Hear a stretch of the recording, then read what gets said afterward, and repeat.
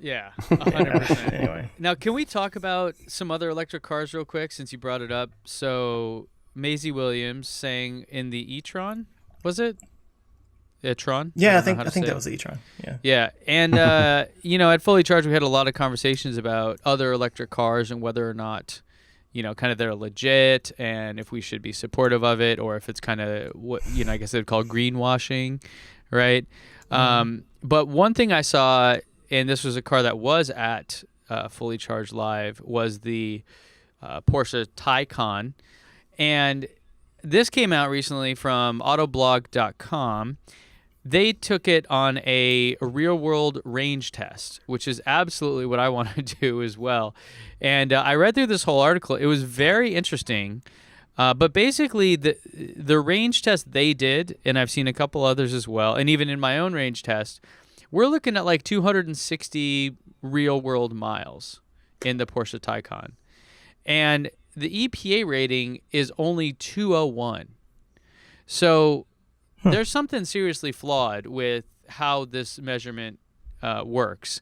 And obviously, there's a million factors that go into this. But I was really surprised about this and actually really excited because this was a big thing where the kind of hardcore Tesla fanboys were like, oh, see, it's a piece of garbage. It can't go 800 miles on a charge. And it's like, well, first off, it's a $250,000 track car. So who gives a crap, right? The next thing is, in reality, it goes much further than that. Meaning, yes, while it still is a $250,000 car at the high end, it is far more practical than maybe those kind of numbers came out. And so I guess it just makes me question the whole way that we come up with these ratings, the EPA rating or the European WLTP, which is like, extra, on drugs compared to this one. So anyway, so I just wanted to mention that when you see these numbers, I think that it's still worth considering an electric vehicle that maybe fits or tickles your fancy for whatever reason or fits your needs better than someone else. Like Tesla makes the best EVs objectively. I don't think anyone would argue that. But it doesn't mean that if you can get a used Chevy Bolt for $15,000, $16,000, that's not a good option to consider, right? So I think as we see more data come out, obviously, we can start to just open up our eyes a little bit. I was trying to find the e-tron, and Motor Trend did a piece. It was pretty hardcore biased here, but just kind of the way that they worded things. But their rating was right around 200 miles for this, and so I don't know. That's not great, but really the problem here is the lack of charging. So I don't know. I guess just wanted to bring that up because there definitely seem to be a lot of Tesla and everyone else sucks. And so that's not really the case. There are definitely legit EVs coming out, and we should be supportive of that. I think everyone should be looking at this as we need 100 different EV choices to the point where I would love to see a future, in the down the road, 5-10 years, where it's there's a new gas car coming out. That's weird. You know what I mean? So it was just cool to see that, and I think that as much as I hate on Hummer for getting LeBron James to promote, I mean, I hate that whole traditional car maker way of going about it. I kind of don't care. It's as long as you're making EVs and you're trying to help push this movement forward, then I'll give you a thumbs up on that part at least. Yeah. No, I've always been pro the, Volkswagens and Fords getting in there and doing that. I just get tired of, and you pulled up one just now, of every single time a new EV comes out, is this one going to kill Tesla? Yeah. It's come on. Yeah. We're past it, right? On that same note, I find it hilarious that the Hyundai Sonata was making a big deal out of Smart Park, and saying the first car to park itself, wait, what? Are you kidding? We've had this in Teslas for 2 years now. It was a fun commercial, but yeah. Yeah. That was a good commercial. But yeah, I mean, and to your point, Tim, not only does it just go forward and backward, I can be across the parking lot, and unless my name is Joe Scott, it will not hit a curb, and it will come find me. Yeah, supposedly it'll do that. It's never quite worked for me, but anyway. Oh, yeah. It's just so crazy to me that even, like, at least some other cars are starting to get cool technology. And I still think it is that type of thing where once you realize that cars can do all these cool things and you start comparing seeing cars as a technology and not just a car, that's when Tesla looks even better and better. Yeah. Because all of a sudden you're like, oh, wait, well, I mean, yeah, this has it, but I guess Tesla can do this and this and this and this and this, and there's so few things that you can't just do software-wise now that Tesla's like, that Tesla just couldn't update to later on, too. That's the funniest thing. Yeah, like the Porsche Taycan, having a better Nürburgring time. It's like, all right, well, once I get that plaid one, we'll see what's happening. But also, like, it's the matter of, like, like you guys, did you get the range boost or the performance boost, Tim? Yeah. I mean, well, I've had two 5% upgrades. Right. Yeah. One was range, right? No, two 5% power upgrades. Oh, wow. And Joe, did you got some of this too, right? Well, I don't know the performance version. But didn't you get a range boost or something? I did get a range boost, yeah. Yeah. Yeah, it's okay. And actually, it's funny because I rarely go on long road trips, so I don't normally charge it up to 100%. I just do like 80% or whatever. And I noticed this last weekend, the charging up to 100% going back and forth, like it would eke up just a little bit each time. Yeah.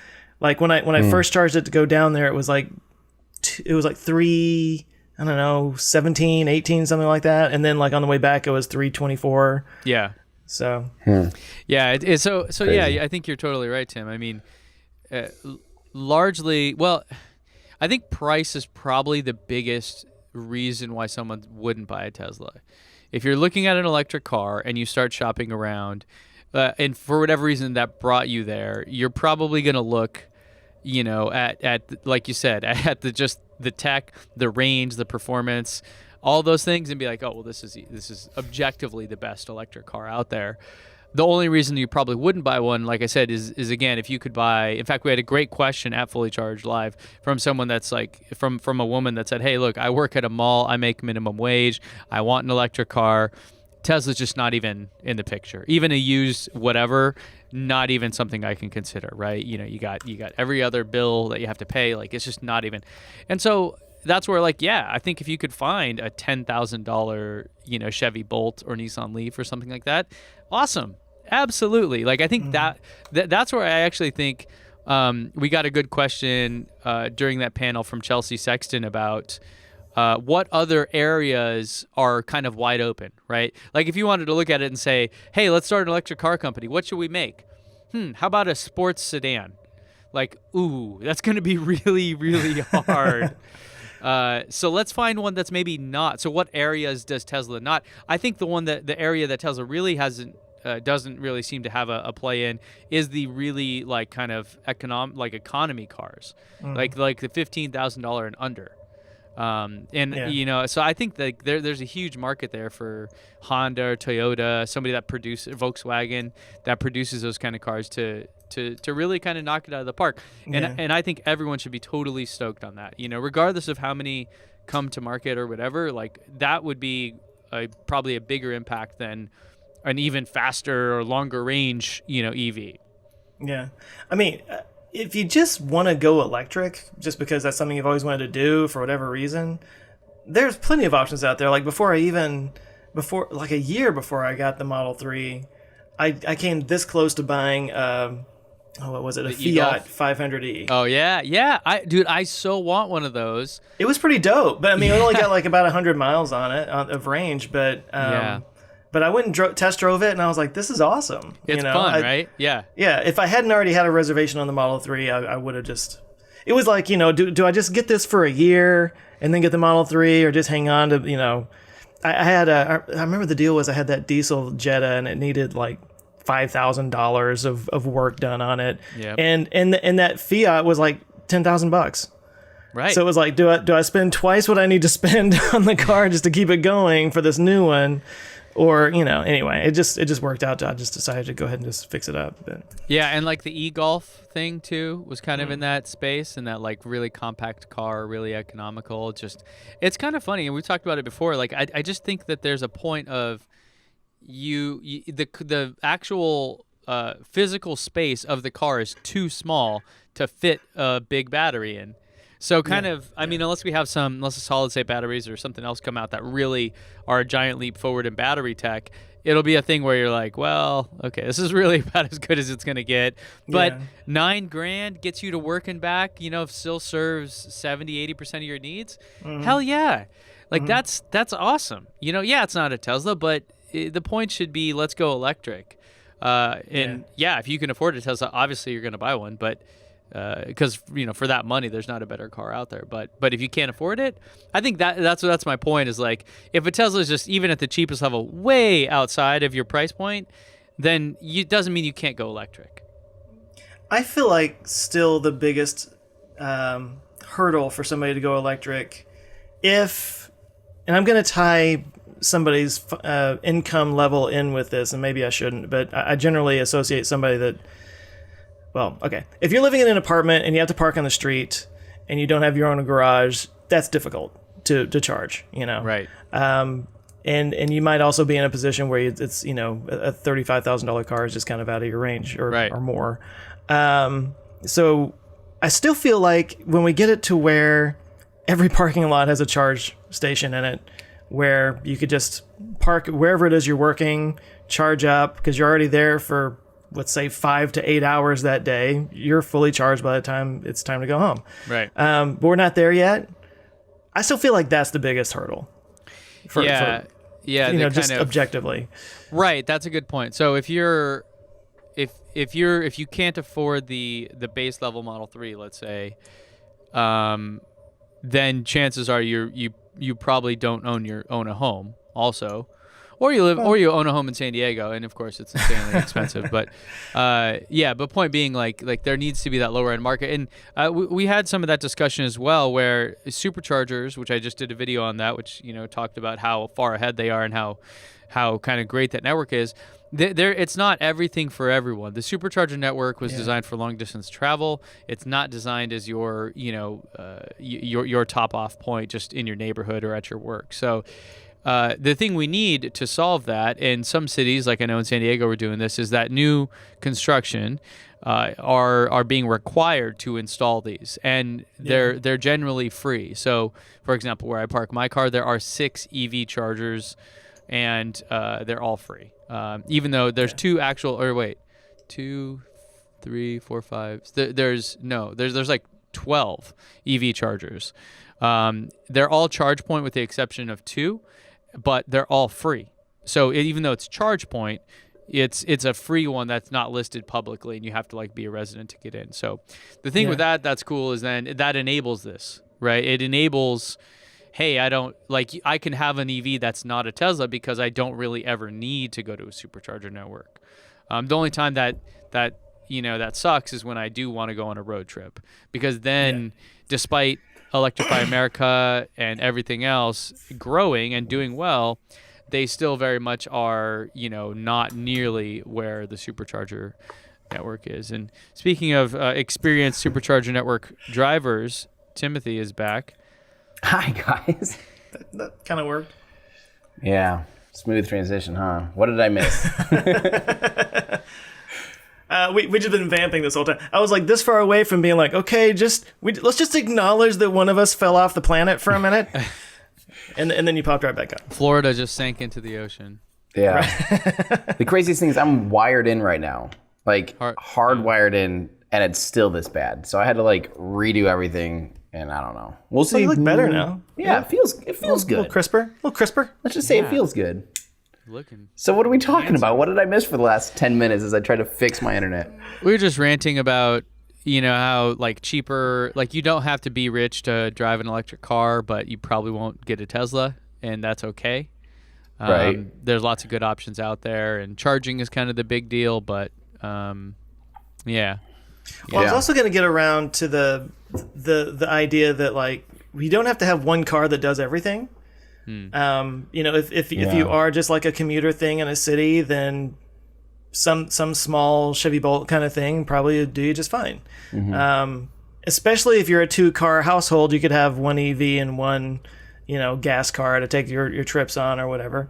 But I feel like, and I don't know, what do you guys think? I feel like with the new EVs that are going to be coming out, maybe there's going to be a little bit more stratification, like more specialized cars for different things, and especially once autonomy gets going, and we're going to have like, delivery services, just kind of, cruising around. Like once the autonomy thing especially happens, there's no need for the form factor that we used to have. It could just kind of be whatever. But I'm kind of going off the rails here. I'm just saying that sometimes it bugs me when people are like, well, I need a car that can carry 17 kids and can travel 5,000 miles. And it's like, well, would haul 50,000 pounds. Like, you don't have to have one car that does everything. Like, Right. Or you could even rent a car. There were a lot of comments on my Supercharger video about that, where the guys were saying, yeah, I bought a Chevy Bolt. It was super cheap, tons of incentives, and it's my in-town car. It's fantastic. And then when I want to go on a long-distance trip, I still drive electric, but I rent a Tesla for 4 or 5 days, and overall I save a ton of money because I paid so much less for that original that cheaper car. So and it still functions basically the exact same. So in that Motor Trend article, I was kind of giving them crap for about the e-tron. One of the things they said is that it's a far more functional than a Model X. And I'm like, what do you mean? And then I'm like, oh, the doors. They're right. They are so right. Yeah, the Model X is really cool, but it is the most impractical Tesla, really, when you think about it. Like, oh, you want to put a roof rack? Sorry. Yeah, and oh, you want to lay all the seats flat? Like, yeah, not really.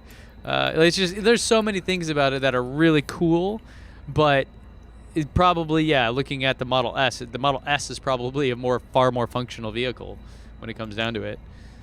But wasn't the idea behind the Falcon Wing supposed to make it more functional? Like, it's supposed to make it easier to get in and out, and it's supposed to be able to make it easier to open in tight spots. And I mean, wasn't that kind of the idea? Maybe it didn't work out that way, but I would say it didn't work out that way. All I know is I didn't know how to close it when I was in your car last time. So I'll say this: putting kids in car seats with the Model X is amazing.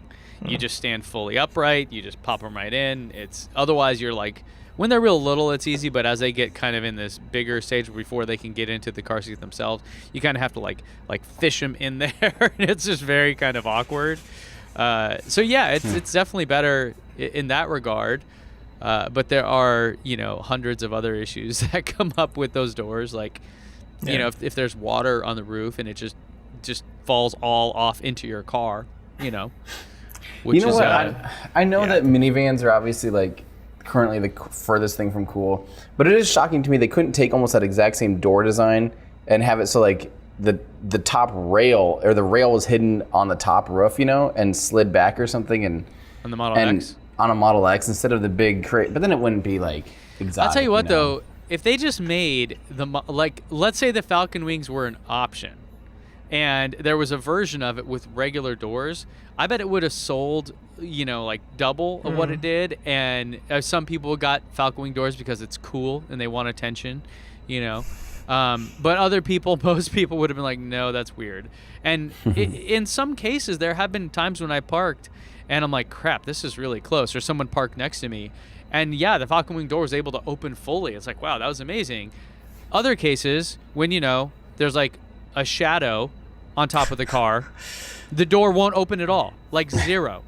And you're going, what the hell? Oh, God. So it's a mixed bag. Well, if they ever get rid of the Falcon Wing doors, it just still has to be able to dance to Christmas music. just going like that? Yeah, just regular. It just has to be able to do that. That's mandatory. Yeah, obviously. Worth $150,000. Hey, thanks for checking us out, guys. I hope you enjoyed this clip from our podcast. We do a weekly show here on YouTube, so make sure to subscribe to Our Ludicrous Future, where we discuss all the things that are going to make our future totally ludicrous.